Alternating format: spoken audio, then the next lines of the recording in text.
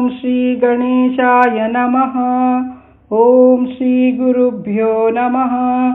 ಓಂ ಶ್ರೀ ರಾಜರಾಜೇಶ್ವರ್ಯೈ ನಮಃ. ದೇವಿ ನಾರಾಯಣೀಯಂ ಚತುರ್ಥದಶಕಂ ಮಧುಕೈಟಭವಧ. ತ್ವಂ ತಾಮಸಿ ಸುಪ್ತರಮಾಧವಾಂಗಜ ಶ್ಯಾಮಾರುಚ ಮೋಹನ ತಾಮ್ರಲೋಚನ ಯೇ ಕಾರ್ಣವೇ ಘೋರರಣೋತ್ಸುಕಾನ್ ಹರಿಂ ದೈತ್ಯೌ ಚತೌ ಸ್ಮೇರಮುಖಿ ಸಮೀಕ್ಷತಾಃ. ಈ ಶ್ಲೋಕದಲ್ಲಿ ದೇವಿಯ ಯೋಗಮಾಯಾ ರೂಪವನ್ನು ವರ್ಣಿಸಲಾಗಿದೆ. ವಿಷ್ಣು ಭಗವಾನರ ಯೋಗನಿದ್ರೆಯಿಂದ ದೇವಿ ಹೊರಬಂದು ಮಧುಕೈಟಭರ ಯುದ್ಧವನ್ನು ಸ್ಮಿತಮುಖದಿಂದ ನೋಡುವ ದೃಶ್ಯವನ್ನು ಕವಿ ಚಿತ್ರಿಸಿದ್ದಾರೆ. ಸ್ಮೇರಮುಖಿ ಎಂಬ ಪದ ದೇವಿಯ ಶಾಂತ ಹಾಗೂ ದಿವ್ಯ ಸ್ವಭಾವವನ್ನು ತೋರಿಸುತ್ತದೆ.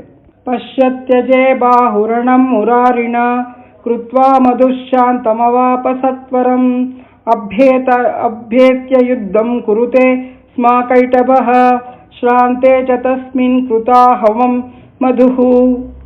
ಈ ಶ್ಲೋಕದಲ್ಲಿ ಮಧು ಮತ್ತು ಕೈಟಭರ ಅಪಾರ ಬಲವನ್ನು ವರ್ಣಿಸಲಾಗಿದೆ. ಒಬ್ಬ ದಣಿದಾಗ ಮತ್ತೊಬ್ಬ ಯುದ್ಧಕ್ಕೆ ಬರುತ್ತಿದ್ದಂತೆ ವಿಷ್ಣುವಿನೊಂದಿಗೆ ಬಹಳ ಕಾಲ ಯುದ್ಧವನ್ನು ಮುಂದುವರಿಸಿದರು. ಇದರಿಂದ ದೈತ್ಯರ ಅಹಂಕಾರ ಮತ್ತು ಯುದ್ಧಪಟುತ್ವ ಅರ್ಥವಾಗುತ್ತದೆ.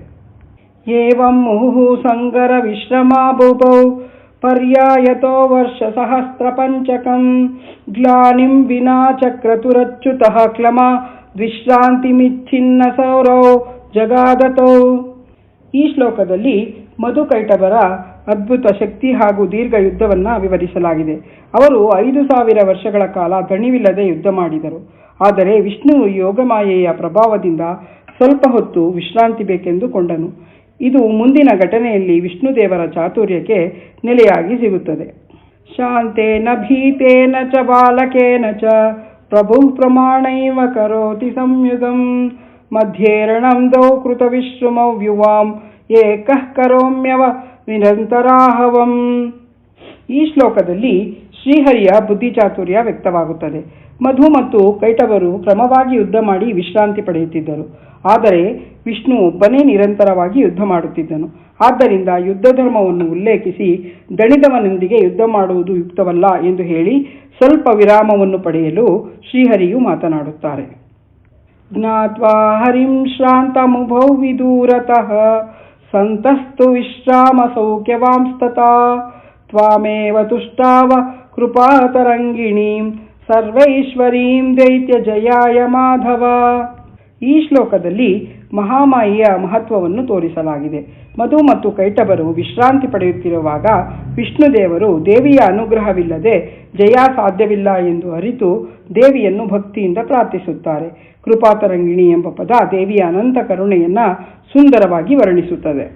ದೇವಿ ಪ್ರಸಿದ್ಧೈ ಶರಣೇ ಜಿತೋಸ್ಮ್ಯಹಂ ದೈತ್ಯದ್ವಯೇನಾಭಿಭವಂ ಜಿಗಾಂಸುನಾ ಸರ್ವಂ ಕಟಾಕ್ಷಸ್ತೈವ ಸಾಧ್ಯವತ್ರ ಮಾಂ ರಕ್ಷೇತಿ ಭಕ್ತಾರಮಭಾಷತಾಮರಿಂ. ಈ ಶ್ಲೋಕದಲ್ಲಿ ವಿಷ್ಣು ಭಗವಾನರು ದೇವಿಯ ಶರಣಾಗತಿಯನ್ನು ತೋರಿಸುತ್ತಾರೆ. ದೇವಿಯ ಅನುಗ್ರಹವಿಲ್ಲದೆ ಜಯ ಸಾಧ್ಯವಿಲ್ಲ ಎಂಬುದನ್ನು ಅರಿತು ಅತ್ಯಂತ ವಿನಯದಿಂದ ನನ್ನನ್ನು ರಕ್ಷಿಸು ಎಂದು ಪ್ರಾರ್ಥಿಸುತ್ತಾರೆ. ಸರ್ವಂ ಕಟಾಕ್ಷಯ್ಯ ತವ ಸದಾ ಸಾಧ್ಯಂ ಅಂತ ಎಂಬ ವಾಕ್ಯದಲ್ಲಿ ದೇವಿಯ ಕೃಪಾಶಕ್ತಿಯ ಮಹತ್ವವನ್ನು ಅತ್ಯಂತ ಸುಂದರವಾಗಿ ಹೇಳುತ್ತಾರೆ. ಯುದ್ಧಂ ಕುರುತ್ವಂ ಜಹಿತೌ ಮಹಾಯಾಭೃಶಂ ಸಂಮೋಹಿತೌ ವಕ್ರದೃಶೇ ಯತ್ಯಯಂ ತ್ವಯಾ ಸಂಚೋದಿತೋ ಹೃಷ್ಟಮನಾಮಹಾರ್ಣವೇ ತಸ್ತೌ ರಣಾಯಾಯ ಯತುಶ್ಚ ದಾನವೌ. ಈ ಶ್ಲೋಕದಲ್ಲಿ ದೇವಿಯ ಅನುಗ್ರಹದಿಂದ ಯುದ್ಧದ ಸ್ಥಿತಿ ಬದಲಾಗುತ್ತದೆ. ದೇವಿಯ ಮೋಹಶಕ್ತಿಯಿಂದ ಮಧುಕೈಟಭರು ತಮ್ಮ ವಿವೇಕವನ್ನು ಕಳೆದುಕೊಳ್ಳುತ್ತಾರೆ. ಇದರಿಂದ ವಿಷ್ಣುವಿಗೆ ಜಯದ ಮಾರ್ಗ ಸುಲಭವಾಗುತ್ತದೆ. ದೇವಿಯ ಆಶೀರ್ವಾದದಿಂದ ಶ್ರೀಹರಿಯು ಹೊಸ ಉತ್ಸಾಹದಿಂದ ಮತ್ತೆ ಯುದ್ಧಕ್ಕೆ ಇಳಿಯುತ್ತಾರೆ. ಭೂಯೋಪಿ ಕುರ್ವನ್ ರಣಮುಚ್ಚತೋ ಹಸನ್ ಕಾಮಾತುರೌ ತೇ ಮುಖ ಪದ್ಮದರ್ಶನಾತ್ ತಾವಹ ತುಷ್ಟಂ ಸ್ಮತಿಲೌ ರಣೇ ಯುವಾಂ ದದಾಮ್ಯಹಂ ವಾ ವರಮೇಶ ವಾಂಚಿತಂ. ದೇವಿಯ ಸುಂದರ ಕಮಲಮುಖವನ್ನು ನೋಡಿ ಮಧುಕೈಟಭರು ಮತ್ತೆ ಮೋಹಗೊಳ್ಳುತ್ತಾರೆ.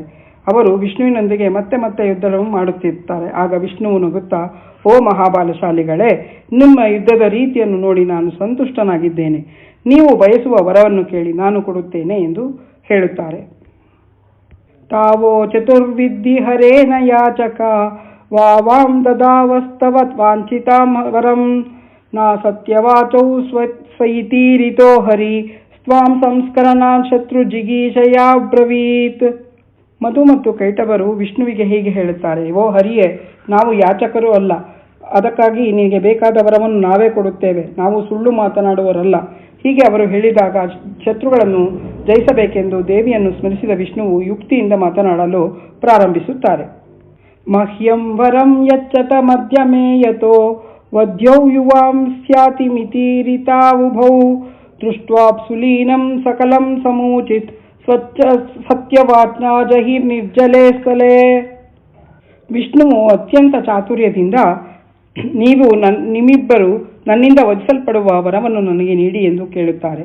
ಎಲ್ಲೆಡೆ ಪ್ರಳಯದ ಜಲವೇ ಇರುವುದನ್ನು ಕಂಡ ಅಸುರರು ಯೋಚಿಸಿ, ನೀನು ಸತ್ಯವಂತನಾದರೆ ನೀರಿಲ್ಲದ ಸ್ಥಳದಲ್ಲಿ ನಮ್ಮನ್ನು ಕೊಲ್ಲು ಎಂದು ಹೇಳುತ್ತಾರೆ. ಅಸ್ತವ್ಯಮಿತ್ಯಾಧೃತಿವಾಂಗ್ಮದಾ ಹರಿಃ ಸ್ವರೌ ಪೃಥುವನ್ನತೆ ಜಲೋಪರಿ ಕೃತ್ವಾರಿಣಾ ತಚ್ಚರಿಸಿ ಸದಾ ಚಿಂತತೆ ಸ್ವಚ್ಛಂದ ಮೃತ್ಯು ತವ ಮಾಯಯಾ ಹತೌ.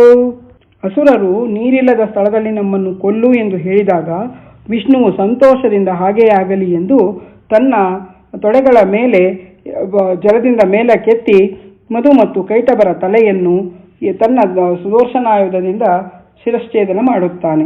ಇದು ಎಲ್ಲವೂ ಮಹಾಕಾಳಿಯ ಮಾಯಾಶಕ್ತಿಯಿಂದ ಆದಂತಹ. ದ್ವೇಷಶ್ಚ ರಾಗಶ್ಚ ಸದಾ ಮಮಾಂಬಿಕಾ ದೈತ್ಯೌ ಹೃದಿ ಸ್ತೋತ್ರ ವಿವೇಕ ಮಾಧವಃ ಅಭ್ಯಾಂ ಕರೋತ್ಯೈವ ರಣಂ ಜಯತ್ವಂ ತುಭ್ಯಂ ಮಹಾಕಾಳಿ ನಮಃ ಪ್ರಸೀದ ಮೇ. ಓ ಅಂಬಿಕೆ, ದ್ವೇಷ ಮತ್ತು ರಾಗ ಎಂಬ ಇಬ್ಬರು ದೈತ್ಯರು ಸದಾ ನನ್ನ ಹೃದಯದಲ್ಲಿದ್ದಾರೆ. ವಿವೇಕ ಸ್ವರೂಪನಾದ ಮಾಧವನು ಇವರೊಂದಿಗೆ ಯುದ್ಧ ಮಾಡುತ್ತಲೇ ಇರುತ್ತಾನೆ. ಈ ಯುದ್ಧದಲ್ಲಿ ಜಯ ನಿನಗೇ ಸಿಗುತ್ತದೆ. ಓ ಮಹಾಕಾಳಿ, ನಿನಗೆ ನಮಸ್ಕಾರ, ನನ್ನ ಮೇಲೆ ಸದಾ ಕೃಪೆ ತೋರು. ಚತುರ್ಥ ದಶಕವು ಇಲ್ಲಿಗೆ ಸಂಪೂರ್ಣವಾಯಿತು. ಯದಕ್ಷರ ಪದಭ್ರಷ್ಟಂ ಮಾತ್ರಾಹೀನಂಚ ಯದ್ಭವೆ ತತ್ಸರ್ವಂ ಕ್ಷಮ್ಯತಾಂ ದೇವಿ ನಾರಾಯಣಿ ನಮೋಸ್ತುತೆ. ಅಧಿಕ ಮಾಸದ ದೇವಿ ಸೇವೆಗೆ ನೀವೆಲ್ಲ ತೋರಿಸ್ತಿರೋ ಪ್ರೋತ್ಸಾಹಕ್ಕೆ ಧನ್ಯವಾದಗಳು. ಈ ವಿಡಿಯೋ ನಿಮ್ಗೆ ಇಷ್ಟ ಆದಲ್ಲಿ ಲೈಕ್ ಮಾಡಿ, ಶೇರ್ ಮಾಡಿ, ಸಬ್ಸ್ಕ್ರೈಬ್ ಮಾಡಿ. ಎಲ್ಲರಿಗೂ ನಮಸ್ಕಾರ. ಮುಂದಿನ ಭಾಗ